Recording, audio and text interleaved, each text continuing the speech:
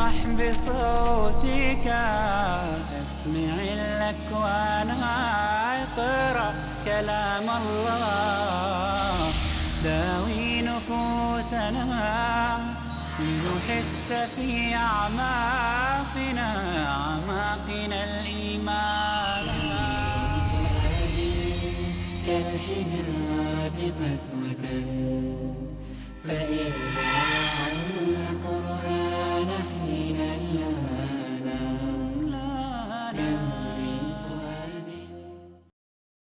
بسم الله الرحمن الرحيم.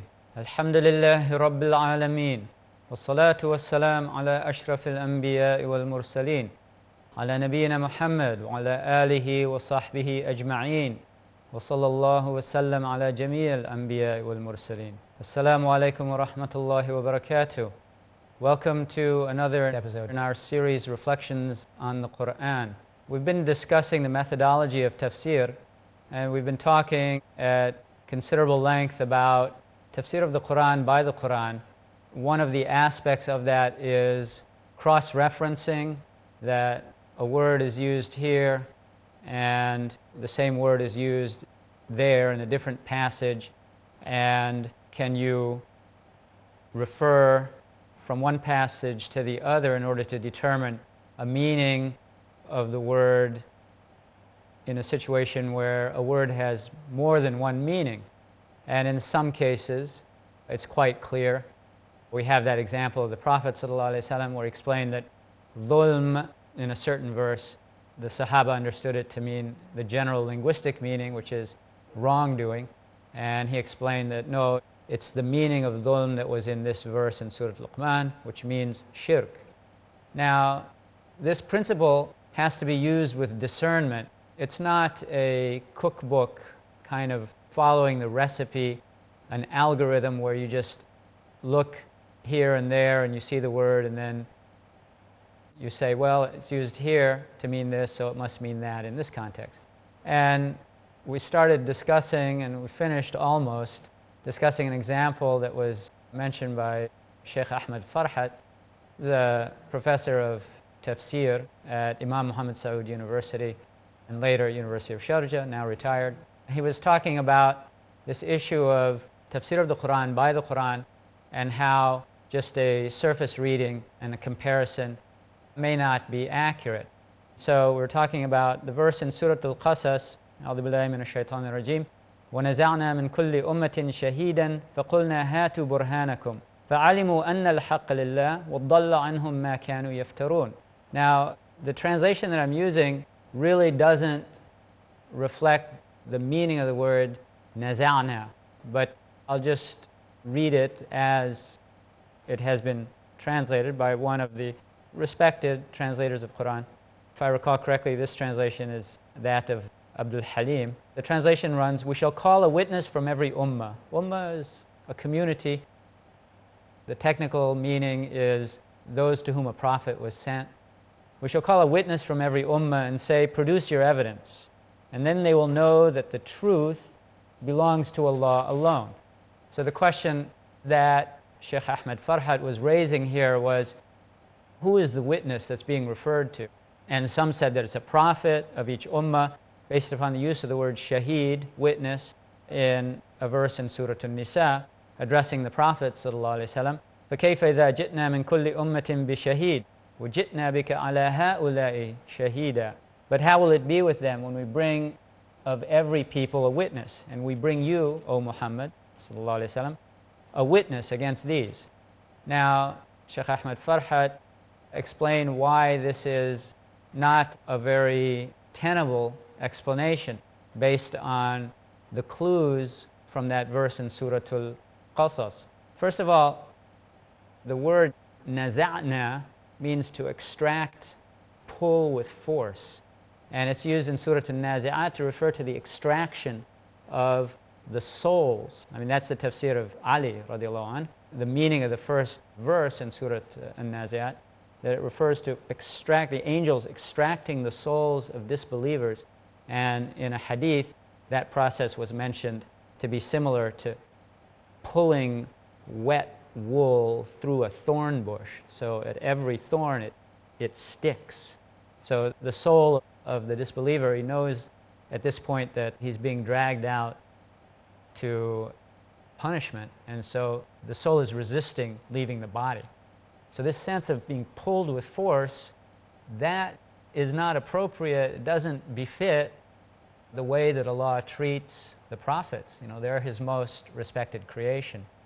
Another clue is that once this shaheed has been pulled out of each ummah, they are told, Hatu burhanakum, bring your evidence. And everywhere that this phrase is used in the Qur'an, it's always a challenge to people who are putting forward some specious claim, a false claim, and they're being challenged to produce your evidence.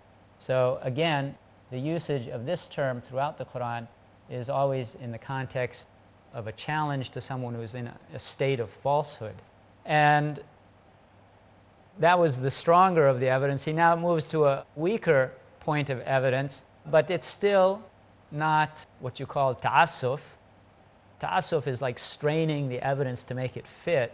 Of course, there are places in the Qur'an where shaheed is used in an honorable context, but there's also places in the Qur'an where it's used in a negative connotation. In Surah Al-Baqarah, وَإِن كُنتُمْ فِي رَيْبٍ مِّمَّا نَزَّلْنَا عَلَىٰ عَبْدِنَا فَأْتُوا بِسُورَةٍ مِّن مِّثْلِهِ وَادْعُوا شُهَدَاءَكُم مِّن دُونِ اللَّهِ إِن كُنتُمْ صَادِقِينَ. So these people who deny that the Qur'an is from Allah, they're being challenged to bring their witnesses to testify to the truth of what they're claiming. So these witnesses that they're being challenged to produce, if they were to witness on their behalf, they would be witnesses to falsehood. It's called in Islam shahadatu zur, bearing false testimony. And this is, one of the worst things that a person can do. Now, this is what we talked about in the previous show. One final piece of evidence, which we didn't have a chance to get to in the last show, that there's another verse where the word naza'a, to pluck, to draw forth with force, that it's being used to refer to the extraction of the leaders of a group of kafirs. Allah says, بَعْدَ أَعُوذُ بِاللَّهِ مِنَ الشَّيْطَانِ الرَّجِيمِ ثُمَّ لَنَنزِعَنَّ مِنْ كُلِّ شِيعَةٍ أَيُّهُمْ أَشَدُّ عَلَى الرَّحْمَنِ إِتِيًّا. And what that means, this is from Surah Maryam, then we will pluck out from every sect whichever of them was most stubborn in rebellion to the most merciful. So the parallel usage of naza'a, pulling out from every Shia. Shia is a group and Ummah is a group.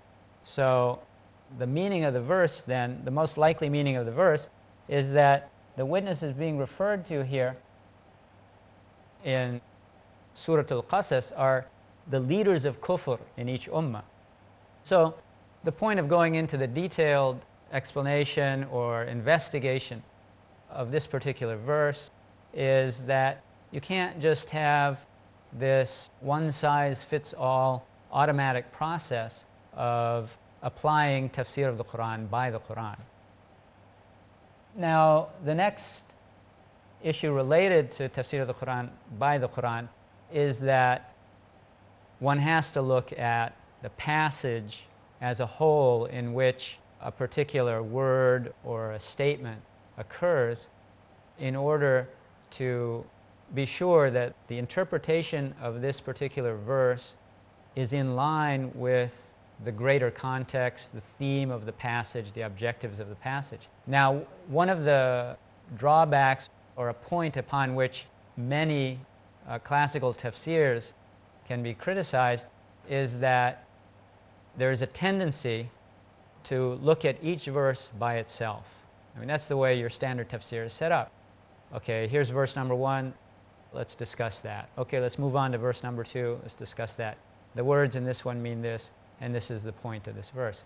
Sometimes that extreme zoom in the text causes a loss of the sense of what the whole passage is about. And that was an issue that some of the latter-day tafsirs, comparatively latter-day, began to deal with. So Fakhr al-Razi, one of the famous mufassirs, his tafsir is considered one of the great ones. Okay, let's talk about him when we come back. It's time for a break.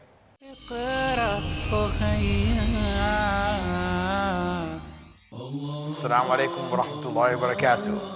I'm Dr. Bilal Phillips, and you're watching Peace TV.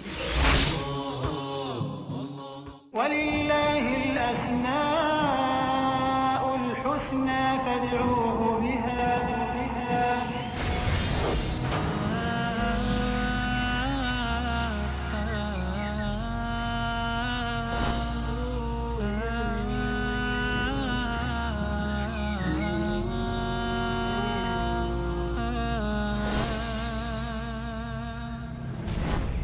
Al-Aziz, the Almighty.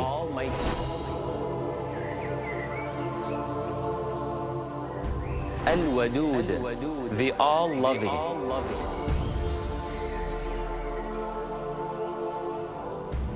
At-Tawwab, the Acceptor of your return.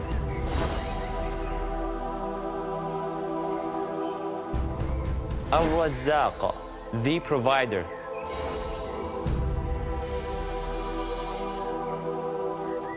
Al-Raqib, the All-Watchful. وَلِلَّهِ الْأَسْمَاءُ الْحُسْنَى. To Allah belongs the beautiful names. فَادْعُوهُ بِهَا. So call Him upon them. To understand more of Allah's beautiful names, join me, your brother Majid Mahmood, on my new series about understanding Allah's beautiful names on Peace TV. الله لا إله إلا هو له الأسماء الحسنى. Don't miss the chance to comprehend the seamless explanation of Allah's beautiful names in Understanding Allah's Beautiful Names. Every Saturday at 8 p.m. and repeat telecast at 11:30 a.m. India on Peace TV. I am a Muslim, so are you. In these times of ignorance and confusion, we have never been more in need of holding on firmly to our Islamic belief. Do you too? What is Islam? What is Islam? Those simple things that define you as a Muslim, and teaching them to our families and our children. Now do you know? Join me, Muhammad Tim Humble, as we go back to basics in the basics of a Muslim's belief. Polish your personality in the light of divine wisdom to live like a true Muslim in The Basics of a Muslim's Belief. Every Wednesday at 8 p.m. and repeat telecast at 11:30 a.m. India on Peace TV.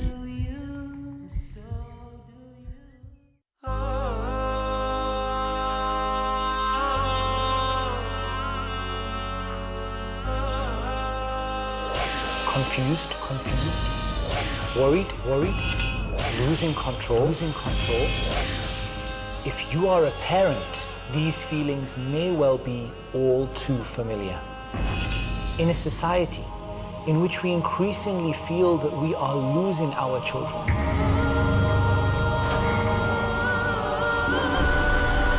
it's still possible to get it right.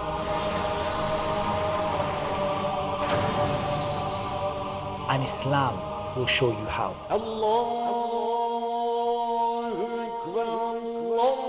Want to know more? Join me, Muhammad Tim Humble, as we explore the ways to be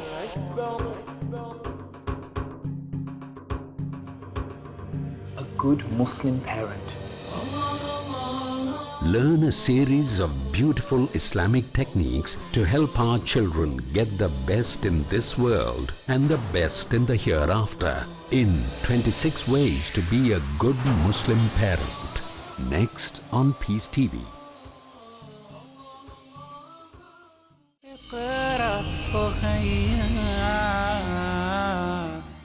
Assalamu alaikum wa rahmatullah. Welcome back.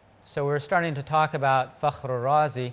He was a sort of a pioneer in reversing the atomistic approach to tafsir, where the mufassir looks at each verse completely independently of the other verses in the passage.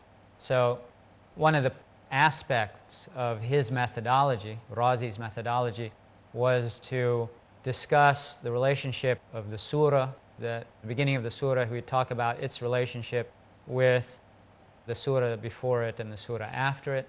And when he discussed many verses, he would also set them in context and relate them to what had come before and perhaps what's coming after. So that was part of his concern. I mean, there's a famous mufassir, who's not nearly as famous as al-Razi, al-Biqai, who was a teacher of Ibn Hajar al-Asqalani, the famous hadith scholar, imam in hadith. His teacher al-Biqai, he wrote a tafsir. The central focus of his tafsir was pointing out the relationship between surahs and between verses within a surah. And in the contemporary era, I mean, there's a school, particularly in India, that's famous for this. The scholar Amin Islahi, I believe his name is, Tadabbur al-Qur'an.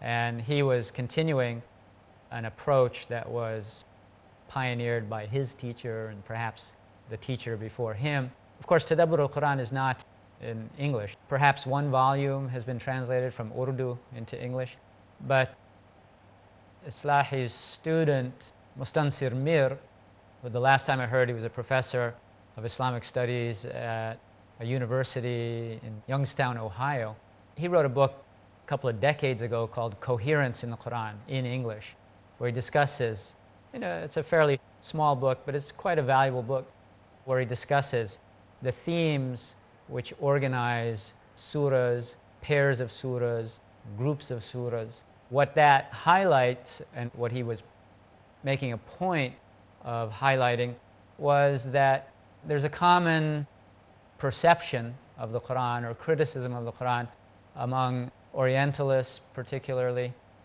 that this book has absolutely no order. It's just like always rambling on, changing topics. There's no structure. There's actually a structure, but it's subtle, and it's something that one perceives from repeated reading. Yeah, if you read it once or twice, really you're not going to understand the structure at all. Repeated reading and contemplation begins to reveal to the reader the structure of this book. And for instance, Surah Al-Baqarah, which is the longest surah and seems to shift its topic very frequently, various scholars have looked at that and demonstrated that there are these wide themes that organize the surah.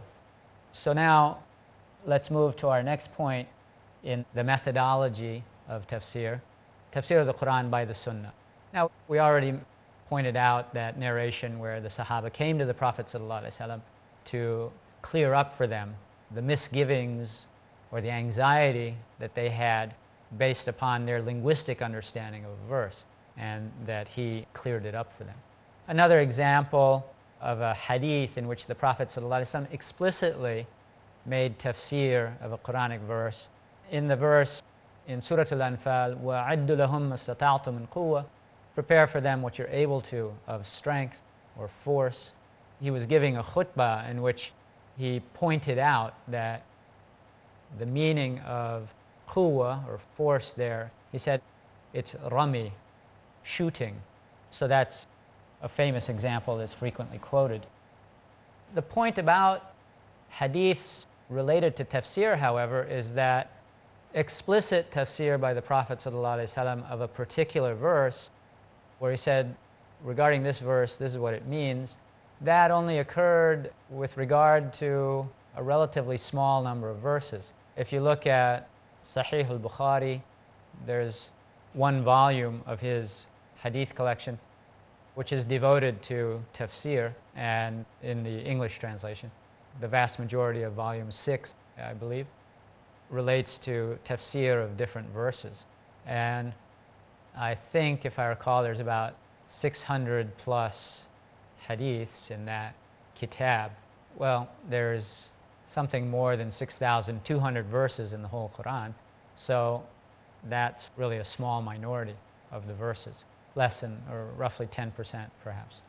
So there are other hadiths in which the Prophet ﷺ wasn't explicitly referring to a verse and saying, well, this verse means that.